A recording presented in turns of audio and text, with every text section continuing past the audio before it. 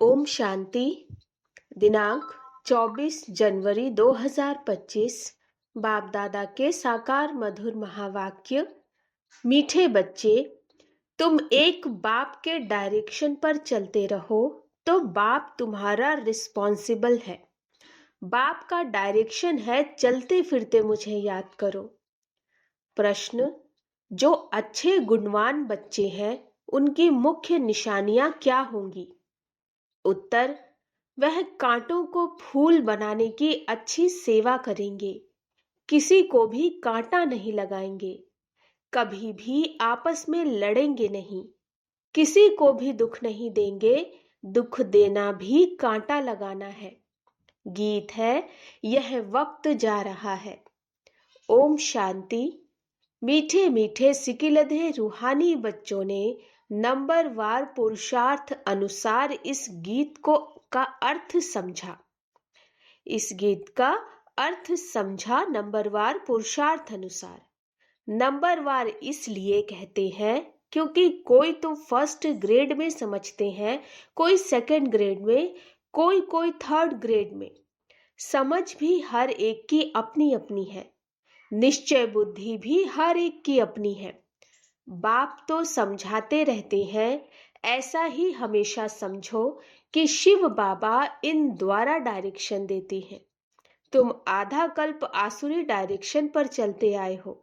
अब ऐसे निश्चय करो कि हम ईश्वरीय डायरेक्शन पर चलते हैं तो बेड़ा पार हो सकता है।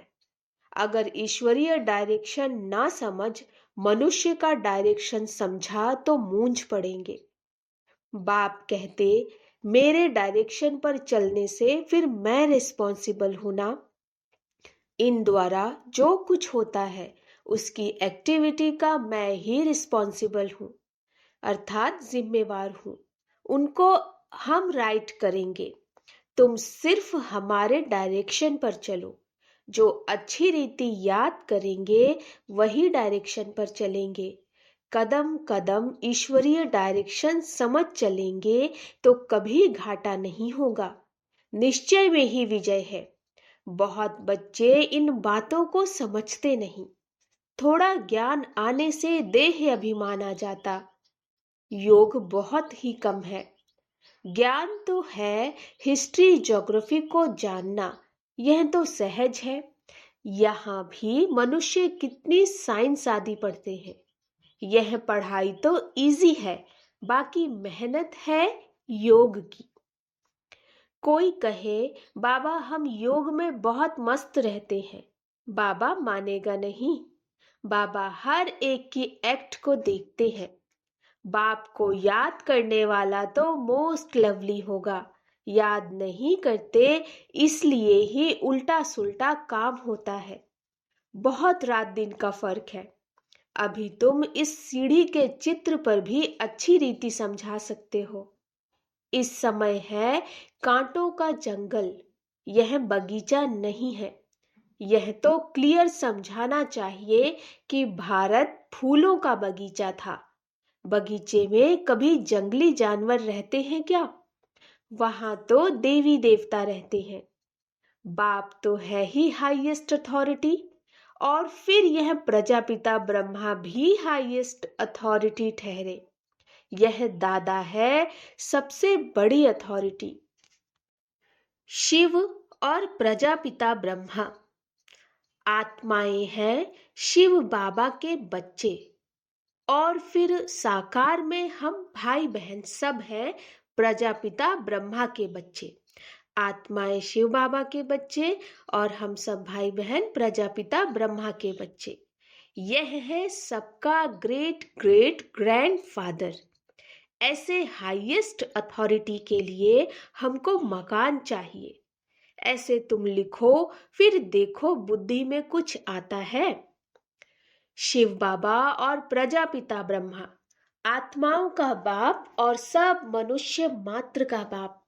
यह पॉइंट्स बहुत अच्छी हैं समझाने की, परंतु बच्चे पूरी रीति समझाते नहीं, भूल जाते हैं। ज्ञान की मगरूरी चढ़ जाती है, जैसे कि बाप दादा पर भी जीत पा लेते हैं। यह दादा कहते, मेरी भल न सुनो, हमेशा समझो शिव बाबा समझाते हैं, उनकी मत पर चलो। डायरेक्ट ईश्वर मत देते हैं कि यह करो, रिस्पॉन्सिबल हम हैं। ईश्वरीय मत पर चलो, यह ईश्वर थोड़े ही हैं, तुमको ईश्वर से पढ़ना है ना। हमेशा समझो यह डायरेक्शन ईश्वर देते हैं। यह लक्ष्मी नारायण भी भारत के ही मनुष्य थे, यह भी सब मनुष्य हैं, परंतु यह शिवालय के रहने वाले हैं, इसीलिए सब नमस्ते करते हैं। परंतु बच्चे पूरा समझाते नहीं, अपना नशा चढ़ जाता है। डिफेक्ट तो बहुतों में है ना। जब पूरा योग हो तब विकर्म विनाश हो। विश्व का मालिक बनना कोई मासी का घर थोड़े ही है। बाबा देखते हैं माया एकदम नाक से पकड़कर गटर में गिरा देती है। बाप की याद में तो बड़ी खुशी में प्रफुल्लित रहना चाहिए। सामने एम ऑब्जेक्ट खड़ी है, हम यह लक्ष्मी नारायण बन रहे हैं। भूल जाने से खुशी का पारा नहीं चढ़ता। कहते हैं हमको नेस्टा में बिठाओ, बाहर में हम याद नहीं कर सकते, याद में नहीं रहते हैं, इसलिए कभी कभी बाबा भी प्रोग्राम भेज देते हैं, परंतु याद में बैठते थोड़े ही हैं, बुद्धि इधर उधर भटकती रहती है। बाबा अपना मिसाल बताते हैं। नारायण का कितना पक्का भक्त था, जहां तहां साथ में नारायण का चित्र रहता था, फिर भी पूजा के समय बुद्धि इधर उधर भागती थी। इसमें भी ऐसा होता है। बाप कहते हैं चलते फिरते बाप को याद करो, परंतु कई कहते हैं बहन निष्ठा में करावें। निष्ठा का तो कोई अर्थ ही नहीं है। बाबा हमेशा कहते हैं याद में रहो। कई बच्चे निष्ठा में बैठे बैठे ध्यान में चले जाते हैं, न ज्ञान न याद रहती, या तो फिर झुटके खाने लग पड़ते। बहुतों को आदत पड़ गई है।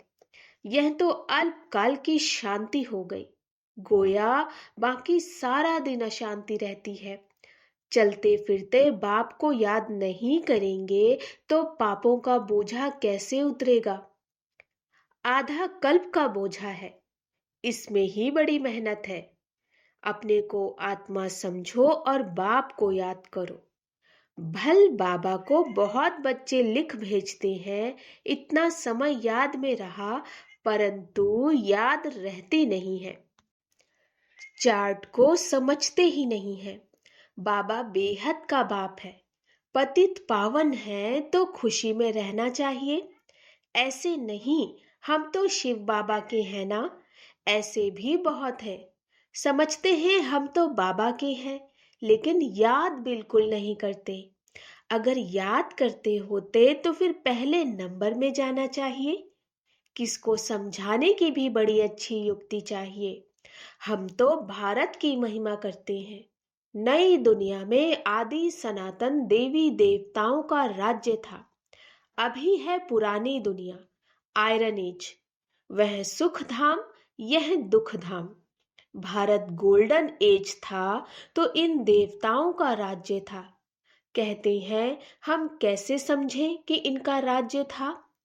यह नॉलेज बड़ी वंडरफुल है। जिसकी तकदीर में जो है, जो जितना पुरुषार्थ करती हैं, वह देखने में तो आता है। तुम एक्टिविटी से जानते हो। है तो कलयुगी भी मनुष्य तो सतयुगी भी मनुष्य है। फिर उन्हों के आगे माथा जाकर क्यों टेकते हो। इन्हों को स्वर्ग का मालिक कहते हैं ना। कोई मरता है तो कहते हैं फलाना स्वर्गवासी हुआ। यह भी नहीं समझते इस समय तो नरकवासी सब हैं, जरूर पुनर्जन्म भी यहाँ ही लेंगे। बाबा हर एक की चलन से देखते रहते हैं। बाबा को कितना साधारण रीति से किस किस से बात करनी पड़ती है, संभालना पड़ता है। बाप कितना क्लियर कर समझाते हैं। समझते भी हैं तो बात बड़ी ठीक है। फिर भी क्यों बड़े बड़े कांटे बन जाते हैं? एक दो को दुख देने से कांटे बन जाते, आदत छोड़ते ही नहीं। अभी बागवान बाप फूलों का बगीचा बनाते हैं, कांटों को फूल बनाते रहते हैं। उनका धंधा ही यह है। जो खुद ही कांटा होगा तो फूल कैसे बनाएगा? प्रदर्शनी में भी बड़ी खबरदारी से किसको भेजना होता है। अच्छे गुणवान बच्चे वह जो कांटों को फूल बनाने की अच्छी सेवा करते हैं, किसी को भी कांटा नहीं लगाते, अर्थात किसी को दुख नहीं देते, कभी भी आपस में लड़ते नहीं हैं। तुम बच्चे बहुत एक्यूरेट समझाते हो, इसमें किसी की इंसल्ट की तो बात ही नहीं। अभी शिव जयंती भी आती है, तुम प्रदर्शनी जास्ती करते रहो। छोटी छोटी प्रदर्शनी पर भी समझा सकते हो। 1 सेकंड में स्वर्गवासी बनो अथवा पतित भ्रष्टाचारी से पावन श्रेष्ठाचारी बनो। 1 सेकंड में जीवन मुक्ति प्राप्त करो। जीवन मुक्ति का भी अर्थ समझते नहीं है। तुम भी अभी समझते हो। बाप द्वारा सबको मुक्ति जीवन मुक्ति मिलती है, परंतु ड्रामा को भी जानना है।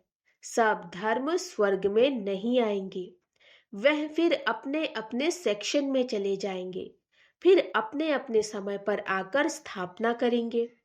झाड़ में कितना क्लियर है, एक सतगुरु के सिवाय सदगति दाता और कोई हो नहीं सकता। बाकी भक्ति सिखलाने वाले तो ढेर गुरु हैं। सदगति के लिए मनुष्य गुरु हो नहीं सकता, परंतु समझाने का भी अक्ल चाहिए। इसमें बुद्धि से काम लेना होता है। ड्रामा का कैसा वंडरफुल खेल है। तुम्हारे में भी बहुत थोड़े हैं जो इस नशे में रहते हैं। अच्छा, मीठे मीठे सिकिलधे बच्चों प्रति माता पिता बाप दादा का याद प्यार और गुड मॉर्निंग।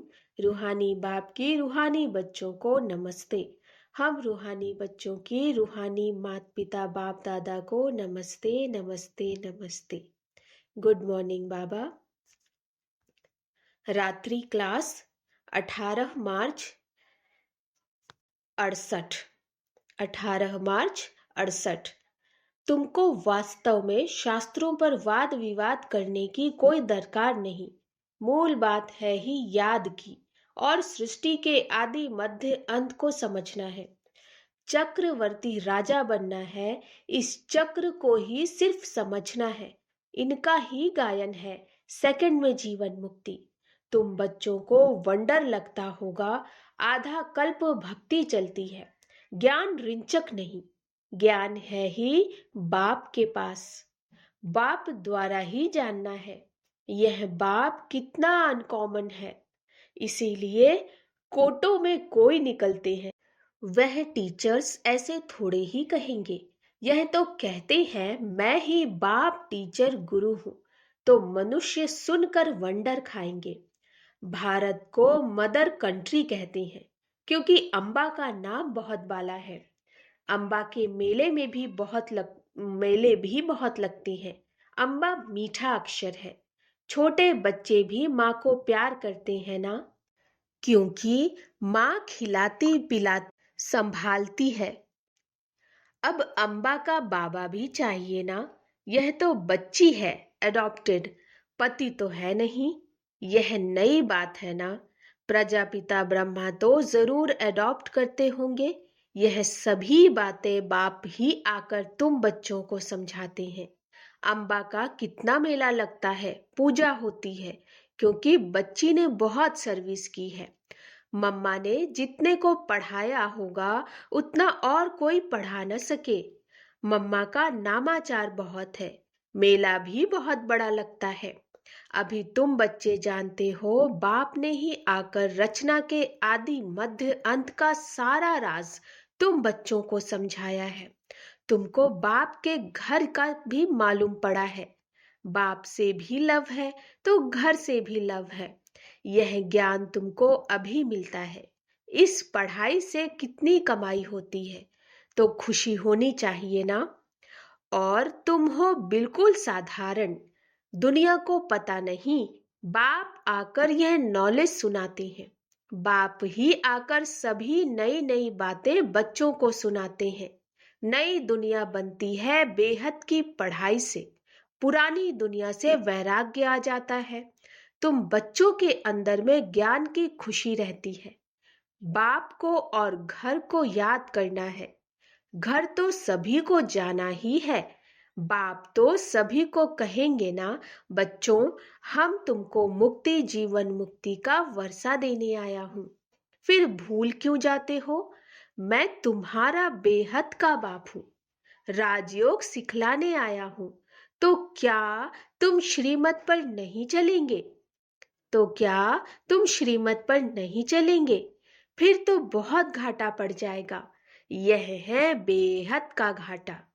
बाप का हाथ छोड़ा तो कमाई में घाटा पड़ जाएगा। अच्छा, good night. Om Shanti. Good night बाबा। धारणा के लिए मुख्य सार, एक बाप की याद से मोस्ट लवली बनना है।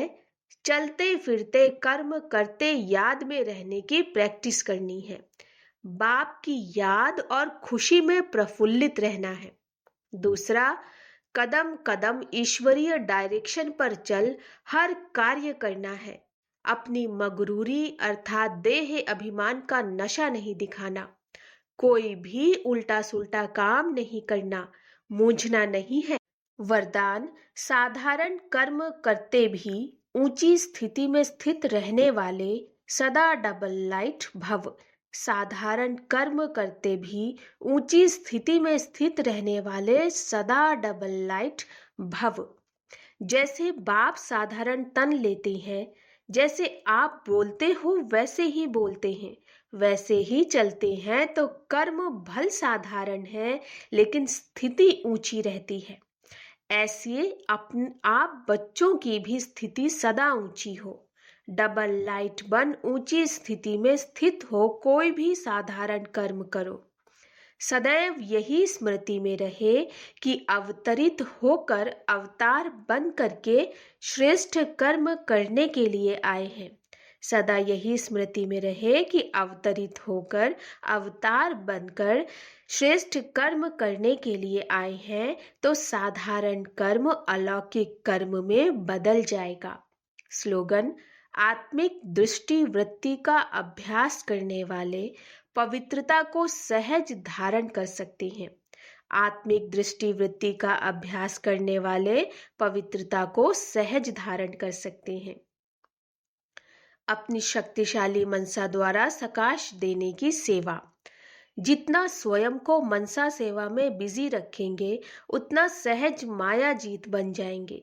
सिर्फ स्वयं के प्रति भावुक नहीं बनो, लेकिन औरों को भी शुभ भावना और शुभ कामना द्वारा परिवर्तित करने की सेवा करो।